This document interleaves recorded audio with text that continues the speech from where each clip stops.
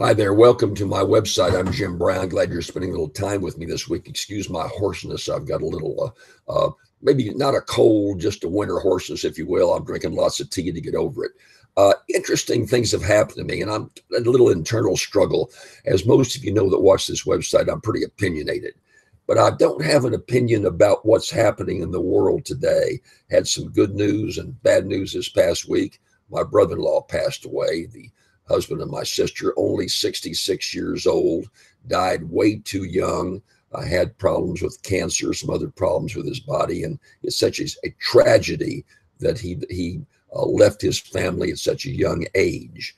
And yet the good news is my son is going to be a father for the second time, my seventh grandchild coming. So we have life and death all part of the focus of how we live. And in that vein, you find ways to evaluate your personal choices in religion. I had some marvelous historical thoughts on religion when I read Walter Isaacson's new book, The Masterpiece, Leonardo da Vinci. Here's the cover up here right now. Unbelievable book. Walter Isaacson is an icon from Louisiana who's done so many things all over the country. The book, of course, tells the life of Leonardo da Vinci and his portraits, so many of the work he did with religious overtones. And it's well worth reading. I ought to win the Pulitzer Prize for Walter Isaacson, who's someone I know. And again, I would recommend the book to you.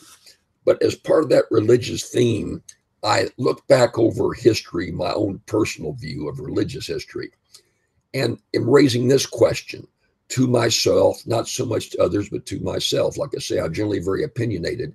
This instance, I'm a little confused. If you go back to the Old Testament, right up until Jesus walked on this earth, there was a strong a flow of revelation. The good Lord revealed to Moses and to so many people in the Old Testament. There was revelations that came down through the words of Jesus Christ, words from above or words from on high in terms of how we get along and how we live our lives. And I'm just wondering where that revelation is today. It seems like instead of the word coming down to us so much today, we are praying. We're not having things revealed to us. We are praying up to a higher being. And what does it mean that we don't see the tone of revelation that we saw in history? Now, maybe it's a sign of the times that with social media and so many ways to communicate that revelations are more personal.